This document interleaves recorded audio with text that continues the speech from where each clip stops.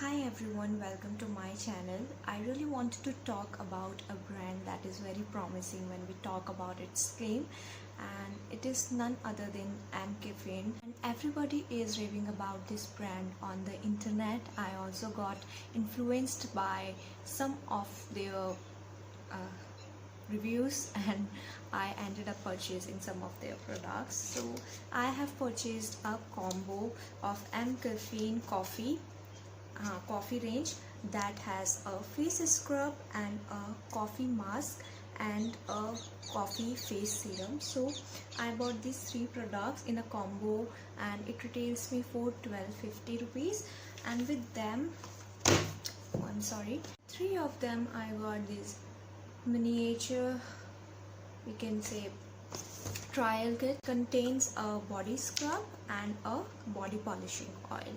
So in total I have 5 of their products. While purchasing these products I have see the ingredients list, but I didn't know the fact that they are being so shady when it comes to their ingredients. I was very excited about the brands or the claims they have made until I had done my research. But by talking about this face scrub, I was very excited that I came up with an Indian brand that claims to be FDA approved, SLS free, dermatologically tested, um, free from animal testing as well, and they contains all the natural ingredients. So I was very excited, but the time when I got this product, I would say mistakenly seen the ingredients of the product, and there I found that all those key ingredients are listed at the bottom of the packaging. If you don't know about the mechanism of labeling a product, so let me tell you, the ingredients that are listed on the higher or on the initial part of the ingredient list that has more concentration in the product, and that are listed on the bottom side that has lower concentration on in the product. So let me show you the inner packaging also. It looks like this. All the key ingredients that are mentioned on the website of Nykaa are listed at the bottom of the ingredient list. Let me tell you a fact that it contains fragrance in between. When we say the term fragrance, then we are not talking about a single compound, we are talking about the whole family, because the word itself contains 20 plus ingredients. I would not say that I like my products to be fragrance free, because nothing is fragrance free in any way. Everything that has some sort of odor that contains a fragrance. Fragrance is basically used to mask the unpleasant odor. Basically, I want to say that we are applying more fragrance on our face than those key ingredients. I would like to conclude it like that: if any product that contains some odor, it has some fragrance directly or indirectly.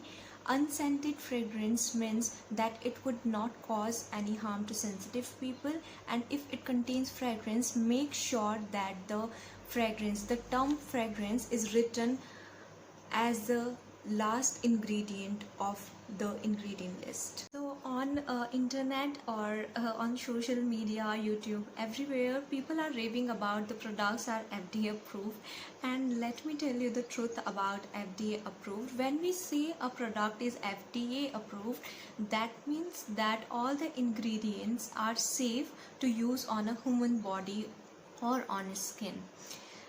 FDA just stipulates that the product that is being sold is safe to use. So FDA doesn't guarantee the claims of skincare products. It only guarantees that the ingredients that are used in the products are under the concentration that is approved by FDA and is safe to use on the skin or on the human body. And also I would like to mention that if anything that is not approved by FDA doesn't mean that it's not safe. When I scrutinized the ingredients thoroughly, what I found, it also contains triethanolamine, that is an emulsifier and that helps to maintain the pH of the skin. So it contains triethanolamine before fragrance. So it is approved by FDA that the use of triethanolamine as an ingredient should be less than or up to 2.5%. Listen to me carefully. It should be used in the product up to a concentration of 2.5%. And after triethanolamine, we have a lot of ingredients, and these all are the key ingredients of this product. And that means that the ingredients that are actually supposed to benefit my skin are in the concentration of less than 2.5%. If you will check Nykaa's website, you will notice that they haven't mentioned the full ingredient list of some of the products, even many of the products. So I got the full ingredient list of this face mask on Nykaa website. I'll show you how it looks from inside. So this is how it looks. It comes with a heavy jar. If I particularly talk about this face mask, it has many good ingredients as compared to the face scrub. All the key ingredients are listed on the top of the ingredient list, and the fragrance is listed at the bottom. And I really love how it smells. It really smells delicious because this mask has a really soothing fragrance. It doesn't bother me at all, but I cannot wear this anymore. I don't use it. My mom uses it, but she also don't like it much. And the second thing about this face mask that I really wanted to talk about, that it contains small granules that are supposed to exfoliate the skin. I really don't like those granules because they are harsh and abrasive on my skin, so I really don't like that idea at all. This face mask also contains titanium dioxide, that is an ingredient that is used in sunscreen. It protects the skin from the harmful rays of the sun, works well on skin, it gives the glow to the skin. And other than granules, if I don't talk about granules, it works really well. Next product that I have from this range is coffee face serum, and it is infused with coffee and white water lily. And I again searched a little more about the ingredients, and what I found, that before water lily there is a term mentioned, phenoxyethanol. So phenoxyethanol is a stabilizer or a preservative. So then I have researched a lot more about phenoxyethanol, and what I found a research paper on phenoxyethanol, and there it is mentioned that it should be used in the cosmetics up to a percentile of 1%.